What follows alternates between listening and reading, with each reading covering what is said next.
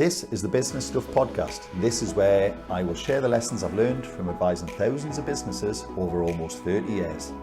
Each episode will give you practical insight to allow you to learn from other people's mistakes. I'll be pulling in experts from our team and the world of business, and together we'll make sure your business is giving you what you want. My name is Martin, and this is the Business Stuff Podcast. Hi, it's Marty from the Accelerator team, and I'm here with Jack Spoor again from the Accelerator team. Hi Jack, how are you doing? I'm good, thanks Martin, you alright? I'm really good. And as we come to the end of 2022, we start thinking about 2023, we thought we'll just pull together an episode of our favourite bits, favourite parts, takeaway moments. Yeah, there's been, first of all, there's been some phenomenal guests on, haven't there? Yeah, no. I'm not putting myself in that camp, don't worry. Yeah, yes. So every 1 in 4 is a decent show. and then we run out of people then who ask me to turn up, basically. No, that's. I've got you in my list there, Jack. Is an honourable mention. I assumed all of them would be. Not as one of my favourites, admittedly, but as a. We were joking then. This is just going to be 19 hours of me talking, basically, isn't it? Yes, absolutely. As everyone switches off now. Yeah. So every episode with Jack in was my favourite, of course. But in the spirit of keeping this fair for all guests who make the time to come in, I think we should include some of their contributions as well. Definitely. So I think I've got more than you, Jack, which isn't what we agreed. Then. But yeah, so I'll just jump in with my first one, if that's all right. Yeah. So this one was episode 34, and the way we're going to do it is we'll just say what we liked about it, and then we're going to play a part of the clip of the full interview. A part of the full interview. The link will be below to go and watch the full episodes as well. Episode 34 was Craig Smith from Big Picture People, and he talked about how it was important to have what he introduces as the 6 questions that your team need to be able to answer to know if you've got an engaged team who are all working in the same direction, the same way. And he talks about how everyone's got these dashboards where you've got, these little tickers of whether you've hit a certain thing or not. But it's not just about that. It's about things like clarity on what people are doing there and 5 other things which you can watch by sticking around and show you.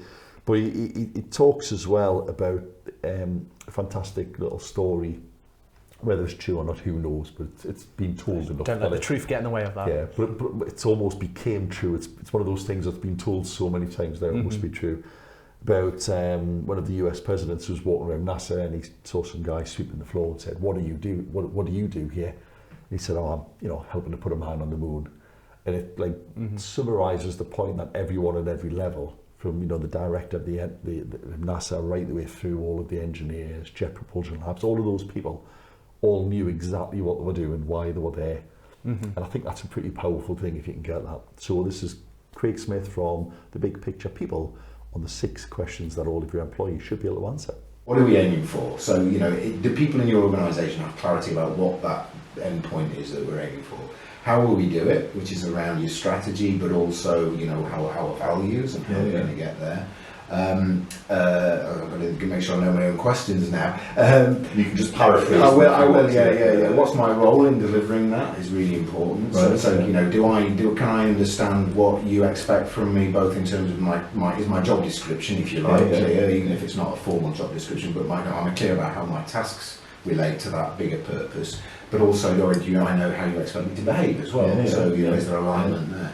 How are we doing? Which is, is there a kind of set of measures that mean something to me and that relate to my, and that motivate me? I've worked in lots of organisations where, they'll say what's underlying profitability, and they'll say, yeah, but I work in a department that contributes to profitability. Where you'd argue, well, I don't even know how profitable we are. Exactly, and I could do my job really badly and we still make as much money. So how does that relate? So people need to feel a bit of a connection with the way what we're talking about. Just to break out then, is that do you find a lot of businesses measure the wrong things then?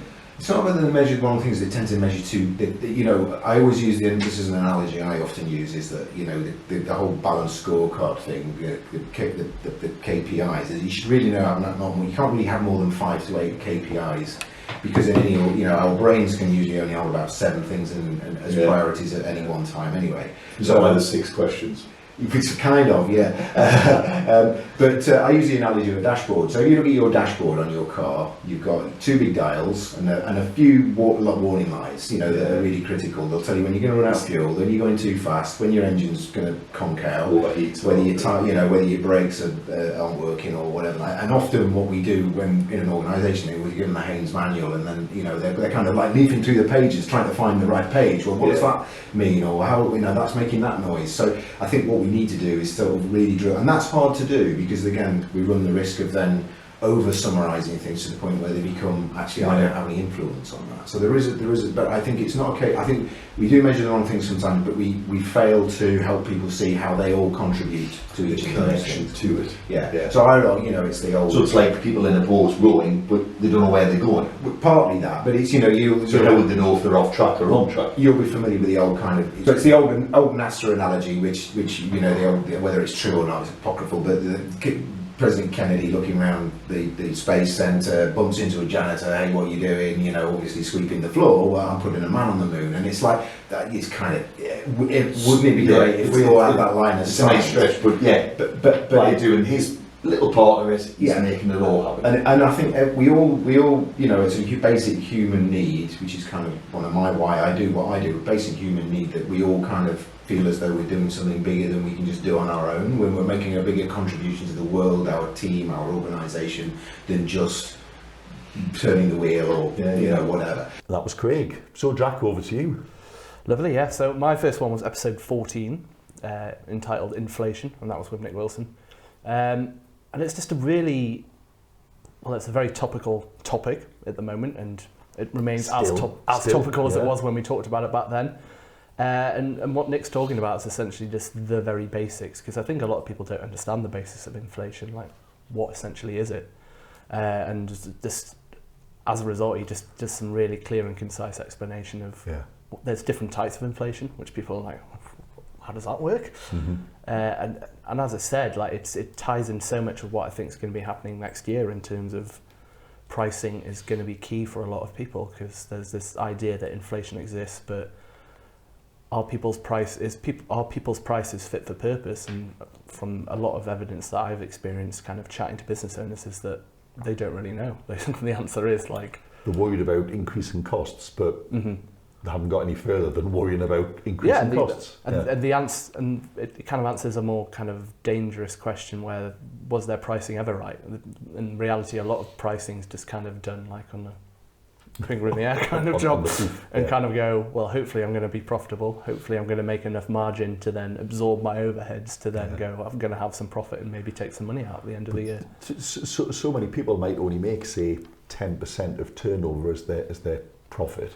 Mm-hmm. And if, you know, the cost of materials on the thing you do is 50% of turnover, and that goes up by 10%, that's eliminating half of your profit. So that 10% is a 50% reduction in profit.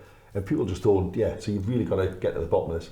One thing I like about this episode, which if I can chuck my own 2 penny in, of course, is James and I, producer James, were at an event, and there was an estate agent who came up to us. He said, "Oh, loving the podcast. In particular, I sent the link to your inflation one to my, I think it was his brother-in-law, brother James, I can't remember, something like that, who's a teacher in a school. And I've said, you've got to show this to all of your kids at the school. It's the best example, the best description of what inflation is that I've ever heard." So, yeah, that's something to do with how childlike Nick is, that he can explain it like possibly to explain children. it at children's level. Yes.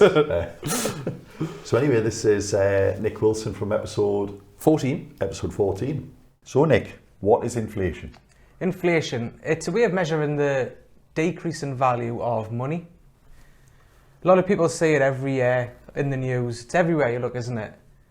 Inflation's this, inflation's that. But what does it actually mean? How is it measured? So this is the fact that things cost more money. Something that was £1 last year might be £1.10 this year. Yeah, that's the way it looks. But it's not that things cost more. It's that your money is worth less. Money's worth less, yeah. Okay. Yeah. All right then. So what affects inflation then? Why do we have inflation? Why can't we all just agree that we won't put any prices up ever again? Could you imagine? What a world. So there's a few different things. I mean, you can categorise it in 3 areas. You've got demand push. So demand push, right? Let's have a look outside. and you've got all the fences blown over. This time last year, a fence post might have been a £5. Now you're looking at £15 to £20 because 80% of people's fences have fell down. All of a sudden there's an excess demand. Supply and demand, Yeah. prices go up.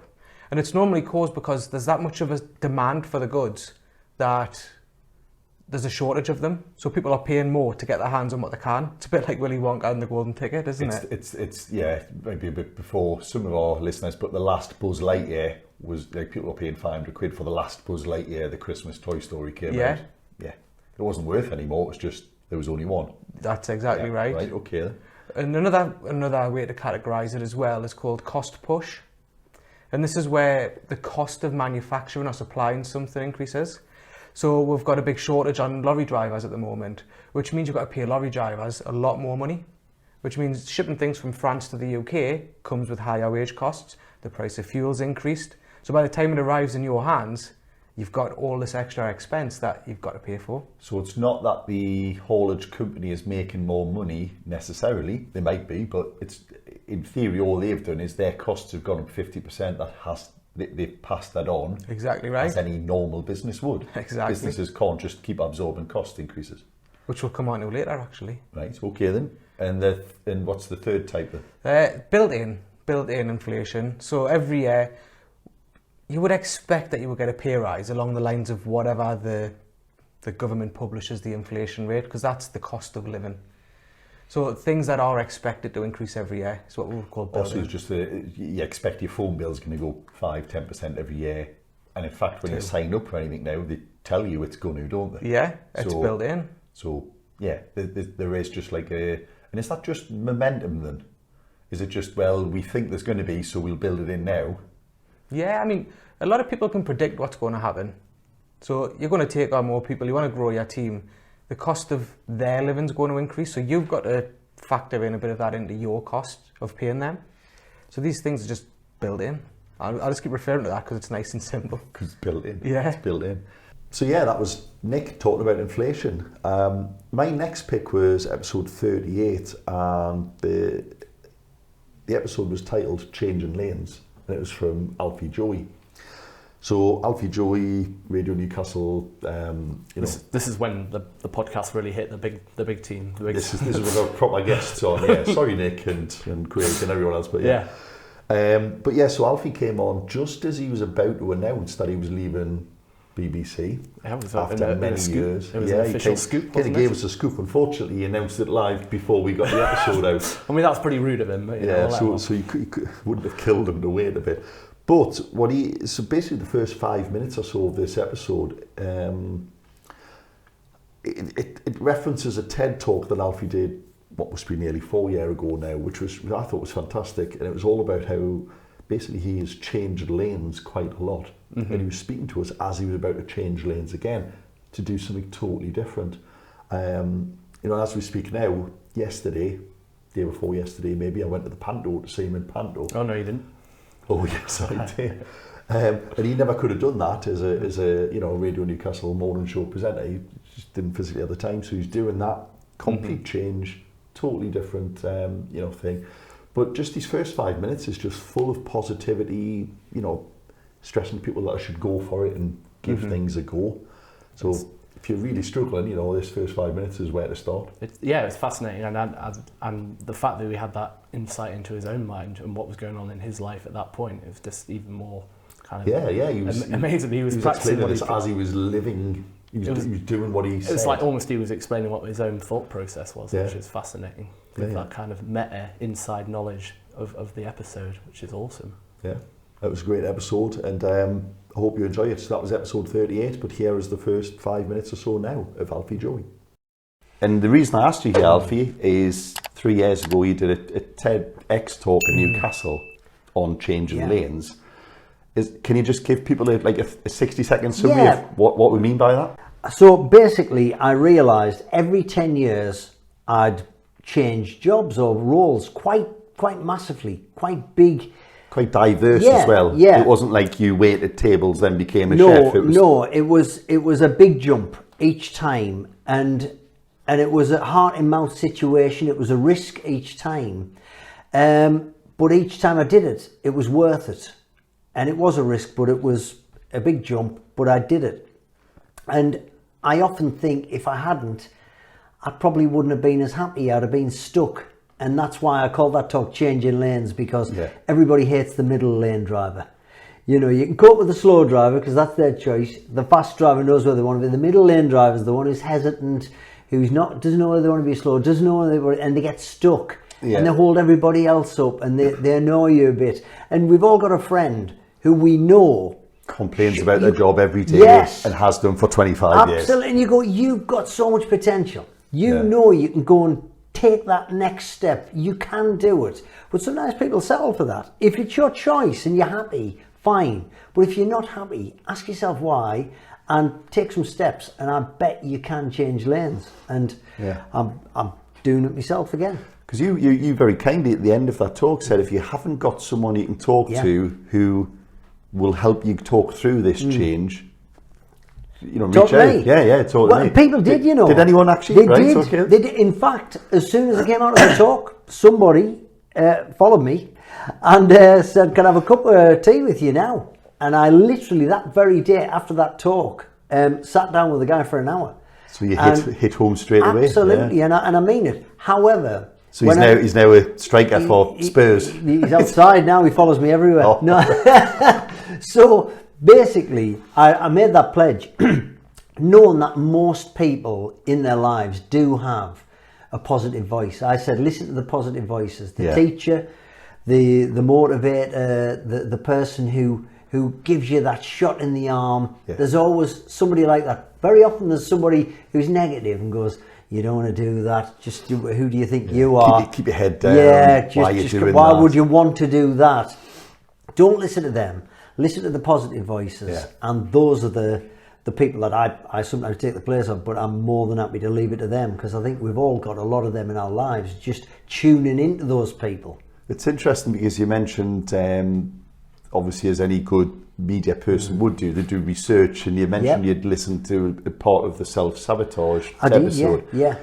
So what you're actually saying is recognise them, but within those there is another voice there saying, go on, give it a go. Yeah. And do you find just most people just ignore that then? Or? I think a lot of people do. I think there's a lot of people just settle for mediocrity, even not in a, I'm not being rude, mediocrity can sometimes not that they are mediocre, enough. but they're not mediocre. They go, that'll do. Why not take it to the next level? Because that feels so much better. I've found that even with the radio shows I've done, and with comedy gigs I've done, and with plays I've done, there will be people say, well, that'll do. That's enough. Yeah. That's enough rehearsal, isn't it? Why not make it really good? Because there's plenty of things you've done that would petrify a lot of people. We'll probably come on to some of these things. But I love me cultural references, and there's a great line in, I think it's a George Clooney film, where he's going around laying people off, Up in the Air or something it's called. Yeah. And he's saying to one guy, he said, how much did they pay you to give up on your dreams? Yeah. He's on about where you've got the corporate job now, you've got the house, the mortgage, the car. How much did it cost to give up on your dreams? And what you're kind of saying is, well, obviously take an appropriate risk, but don't give up on your dreams. So that was Alfie Joey from episode 38 on Changing Lanes. Jack, what have you got next? So my next one, and of course, we have to talk about B Corp on this show, don't we? At least once. So Graham did a fantastic podcast on B Corp, episode 19, which was fascinating to listen to, because it was at a time where my knowledge of B Corp probably wasn't where it is right now. Yeah. Obviously, don't want to say that to you, because we all should know about B Corp. It's been a learning process for everybody, hasn't it? Yeah, definitely. But there was a segment on there where he was talking about having to align the organisational's purpose with its employees, essentially, just in order to kind of move with the times, because I think there's been a lot of change within the generations, like my generation against the generation after me, against you. Obviously, what am I, the generation after the generation after you? Am I?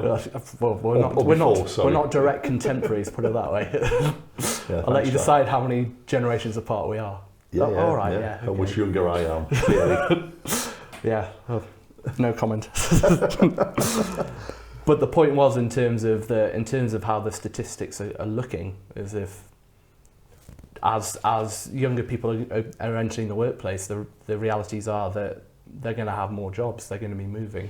They're going to change more. Exactly, and therefore the purpose of an organisation needs to be even clearer, so it can align with people to ensure people basically stay on. And it comes back to another big topic coming into 2023, and has been this year as well, is staff retention.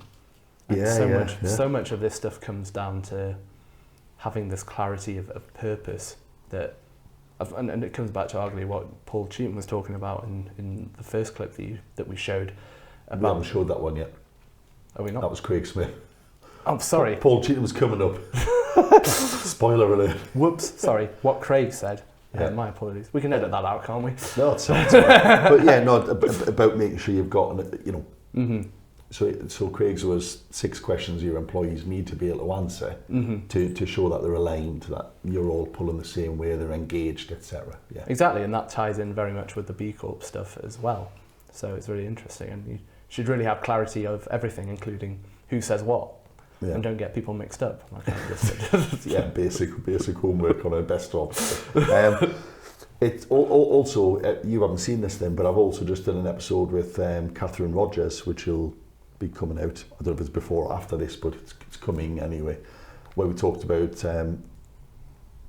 making sure that your recruitment process captures the spirit of the business, to make sure you pull people in who believe the same thing, etc., etc. So they all link quite well. Plus, of course, you talked about this in your webinar last week as well, which we can also put the link into, about how important it is to make sure that you keep good people and attract the right people as well.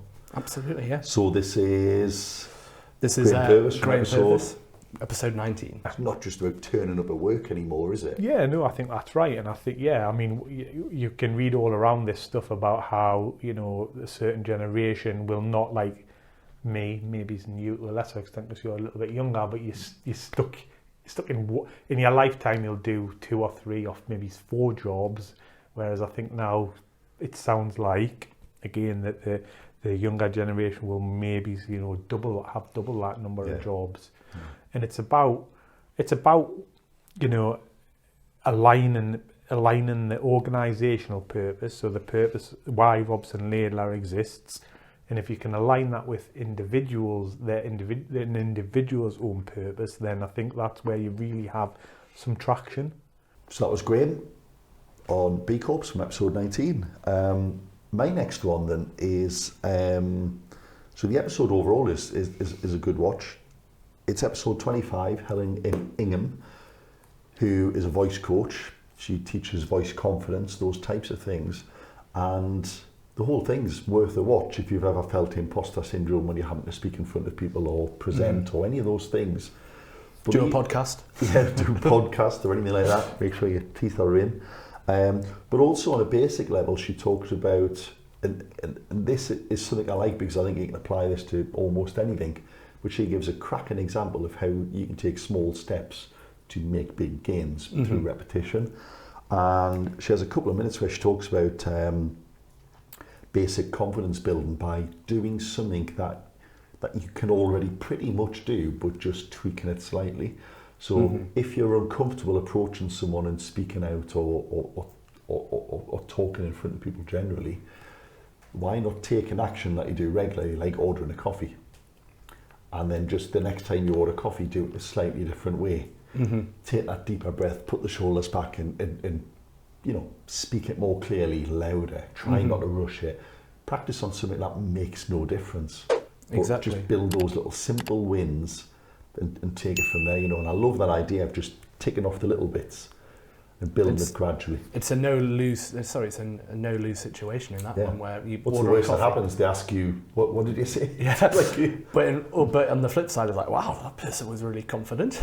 Yeah, which isn't a bad thing, yeah. No, definitely not. And communication is such an important thing, and I think it's the split is 80-20 in terms of your communication. What you say versus how you say, is that what you know? Yeah, it's the kind of the body language as opposed to what the words that you say. So that's how we largely communicate, through like non-verbal. But obviously the 20% still the most obvious 20%, but still I think everything else goes like, if if you're seen to, if you stand confidently, you look like you've got the correct posture and Eye stuff. contact, Eye all those contact, things, yeah. And 100%, yeah.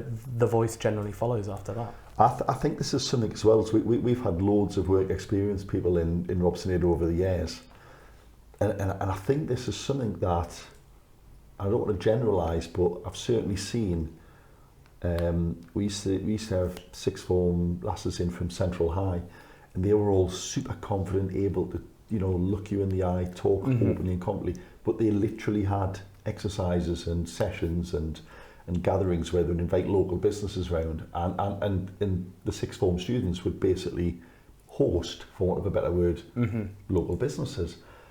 And they clearly knew the importance of being able to look someone in the eye and say what you want with a confident manner. And I just, it's a shame you don't see that more widely taught, I think, in schools. But Yeah. if you, like me, you didn't get this at school, here are some, you know, here's some great tips from Helen Ingham on episode 25. Hope you enjoy. Say reading something aloud, short phrases, but you're reading it, so again, you're not having to think of it, but Yeah. you're altering how you say it. And the good thing there is, as long as you're reading simple text, you're not Yeah. reading, you know, like Brian Cox on thermodynamics or something. No. Reading simple text, there's no cognitive load on the thing you're saying. Exactly. Yeah. So then you can put your attention onto varying how you're saying it. And then from there you kind of move up to, I mean, I would kind of go from those just the sounds to the rote speech, those the days of the week, months of the year, reading something aloud. Then my favourite thing to practice is, I'm a big fan of a cup of coffee, so I know what my coffee order is.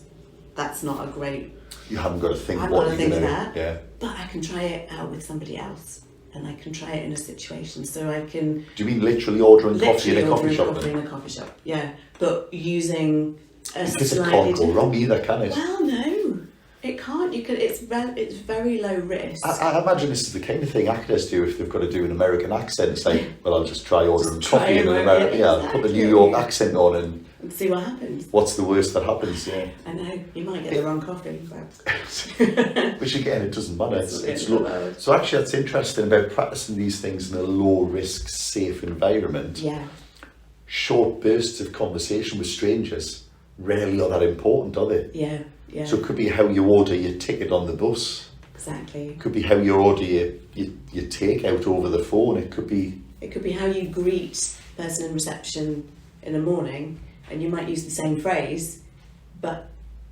feeling more confident. Can you give it a try? You Yeah. know.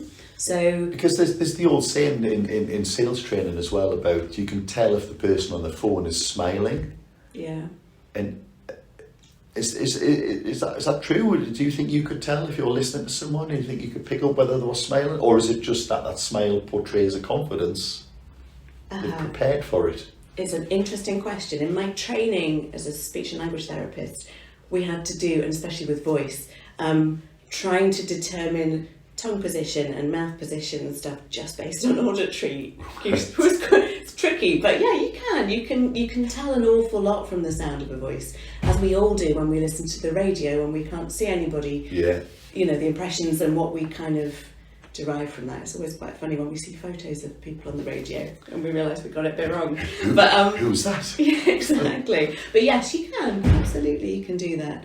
But going back to the, you know, maybe using your voice in a coffee shop or the low-risk examples, it gives the individual who's speaking a positive experience of those interactions. And so, you know, when we started at the beginning saying that, why is it a problem? And maybe people haven't had those positive experiences of speaking in front of strangers or in groups. We can build those positive experiences and those memories alongside also practicing that new muscle memory. So the next time you're in a position where something needs to happen, you've got these experiences of these easy wins. You've created your own playlist of successes. Exactly, yeah. You know what it feels like, you can remember what it feels like. So that was Helen on how to get those easy wins and build from them. Jack, who else have you got them? So last one for me, and it was our business of sport episode with Mick Hogan, which it was a rare treat to get someone in to talk about this stuff. You don't normally get to talk about sport at work and get paid for the privilege of doing it, so that was always nice. For me, it was just really fascinating to ask questions around the sustainability of sport.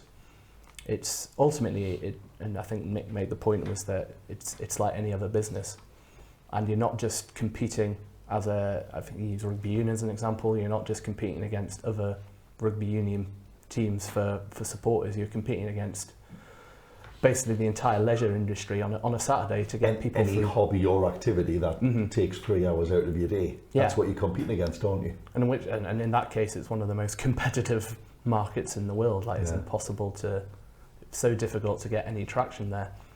And ultimately, as I said, sports businesses are still businesses fundamentally, and they need to be sustainable. It was done at a time where, again, in the rugby union kind of sector, 2 of the biggest clubs in the top league in England had just gone into administration, and it was just very interesting to kind of get his raw reaction to that as well. So it was a really interesting episode. Some great tips in there as well about, if you're a small club, some of the things you could do. And it's about remembering you're competing against everything. Yeah. No, so I didn't think it was. I'm not a massive sports fan, but there's a lot of great tips in there, which, to be honest, even if you couldn't care less about sport, you can apply a lot of those things into business as well. Definitely, because they are intricately linked, aren't they? Totally, yeah, absolutely. Yeah. Good. So this is Mick Hogan from episode 39. I should be able to remember that. It was a second ago he said it. Episode 39, Mick Hogan. I had to look down at my notes as well. On the business of sport. I suppose another question to talk about is I think we'll probably cover this a bit more in part 2, but just kind of a teaser on this is just the sustainability of sport. And do you think, because there's a lot of both football, rugby, there's a lot of rich people in the game that basically pump money in. Do you think that is sustainable? Do you think that model we think we're in a position where that model could possibly change? Do you think it's going to burst? I'm not sure it's going to burst. I think it does need to change, and it comes back to what I said earlier, that clubs ultimately need to be sustainable, because if the owner or the group of owners walked out under a bus tomorrow, the question is, could you make payroll at the end of the month? And there are still professional sports clubs out there that couldn't do it. So, when you look at, I'll go back to rugby union, still the business model is find 12 or 13 rich individuals who can all support a club and keep them involved as long as we can, but ultimately at some point they will either run out of patience or run out of money, and then hopefully we can get somebody else in behind them to pick that up. I think the good thing about sport is, and you've definitely seen it with the Premier League, and you see it whenever there's a sale of a big club goes through, whilst a lot of them are built on debt and they lose money year on year, ultimately they gain in value, at a rate faster than that debt is building up. So I think the model for a lot of these individuals is, yes, I might lose 1, 2, 5 million a year, but as long as the value of the club is going up by 2, 3, 10 million a year, then ultimately I do have a get out at the end. But you've only got to get out if somebody's going to buy it. Well, I was going to say that does rely on then there being someone who will buy you out. Yeah. And if because we saw it, I think, when Newcastle was bought, all of a sudden there was new rules brought in, Man City and whoever the other club would kind of quite happily being the richest clubs and not cared, and all of a sudden there was competition, all of a sudden start lobbying for, I don't know, amounts you can spend on things, and financial controls, etc., which actually makes a club less attractive than to the very people who wanted to buy the damn thing in the first place. So it's quite interesting that. Yeah, there's lots of ways you can value a sports club. Some of it is built on what is the value of the league. You can see that with the league-wide sponsorship deals that go on, particularly the broadcast deals that go on. And ultimately, as I say, if that value continues to grow and grow, then I think there is a bit of comfort in the fact that you're losing money year on year. But to me, that is not a long-term sustainable model. And you would want the organisation. Yeah, you might have the odd year where you lose a bit of money, but it's like any organisation. If you lose money one year, but you're making it in 7 or 8 of the other years, then overall you've got a viable business that's growing and is gaining in value. So it's a balance. So that was Mick Hogan on the business of sport. I thought it was just worth just putting a couple of little special mentions in as well. We probably could have picked 20 clips to put in here. We didn't, in the interest of not boring people silly. But I think it's just, I would like to just mention one track that it was actually you and I who did it, and it was about self-sabotage, and it was episode 36. So all of mine are kind of like mid-20s to mid-30s. I think we had a pretty good run then. And I know we've still got a lot of good stuff coming as well, but that was a pretty good run. Or there's an issue with your short-term memory, something like that. Or yes, or maybe the ones longer-term I've memory. just done haven't sunk in yet.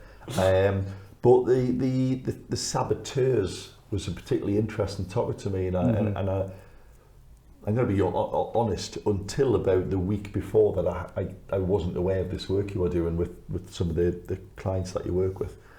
And it was about identifying the different little saboteurs. And I just keep thinking of these as the little red devils on your shoulder. Definitely. But that there's like a dozen of them, wasn't there? Or is it 9 or 10? Something like that? There's 10 overall. Yeah. 1 plus 9 accomplices. So there's these little accomplices who kind of go, you're like, why are you doing that? And like you know, putting self-doubt into your mind and all of those things, bringing you down.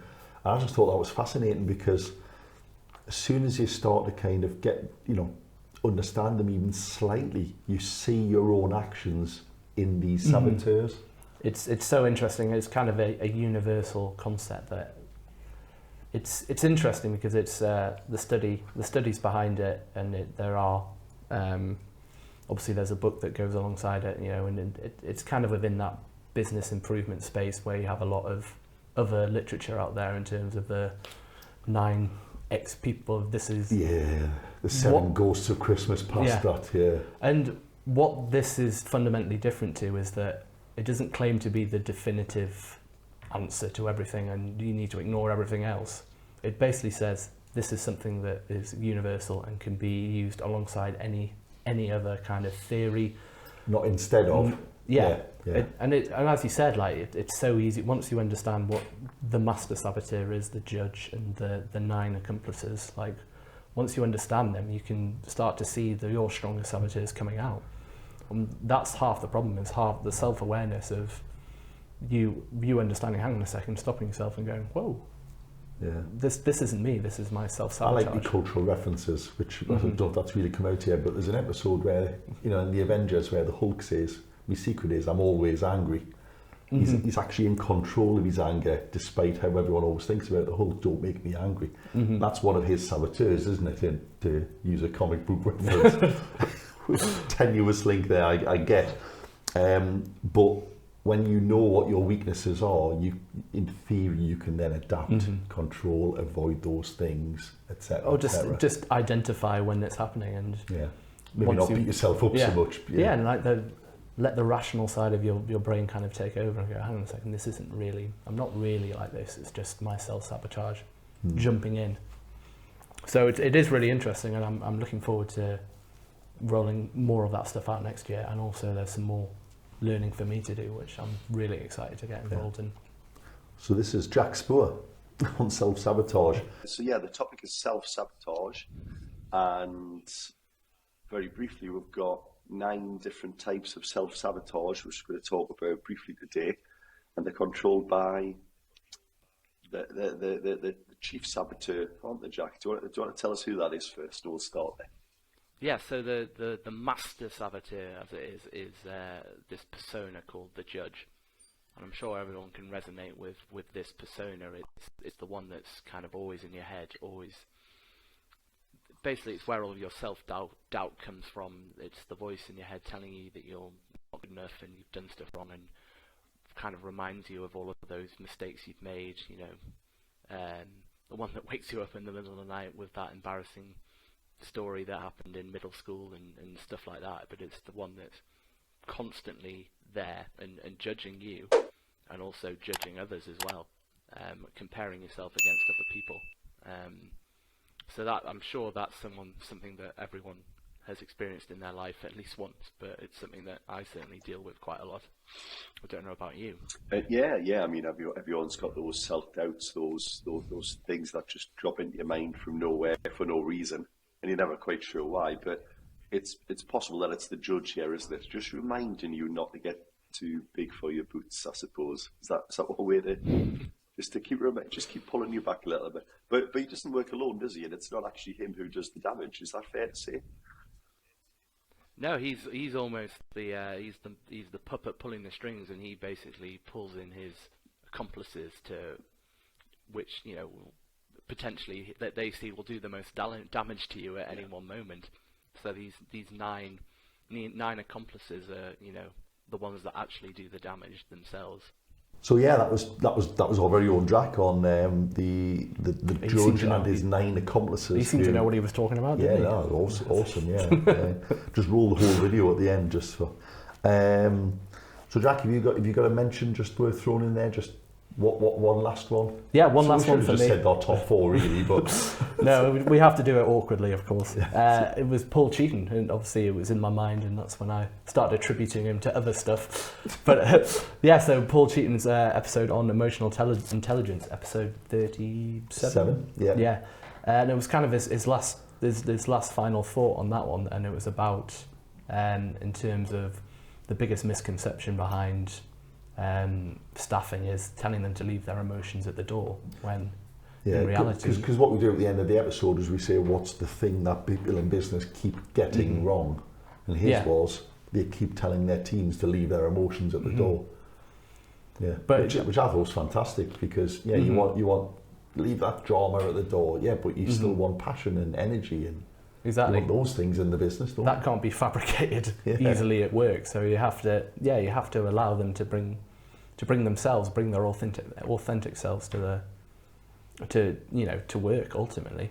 And it's really interesting, because you're right, like I think a lot of the stuff I've done on motivation ties in with this as well, in terms of like your motivation is driven from within yourself and what you think is important. So you've got to draw within that in your working life as well. Yeah.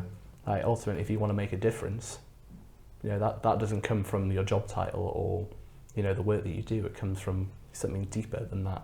So something that really resonated with me, and I'm kind of lent into it more, I think, at work, rather than trying to be inauthentic. Got to be about authentic self and bring your natural energy with you.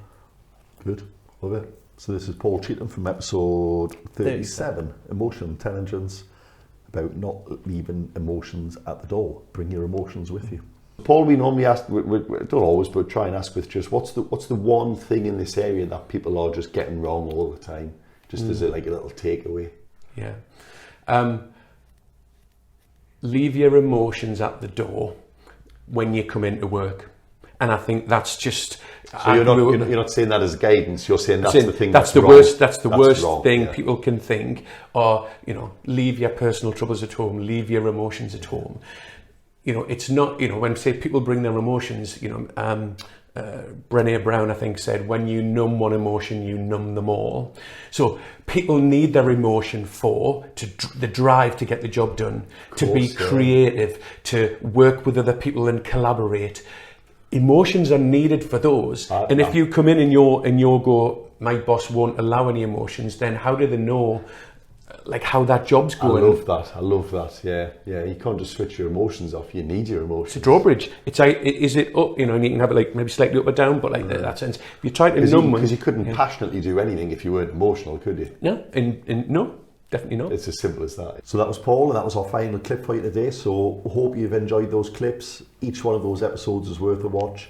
There are also, like I said, there's too many episodes there to kind of mention really.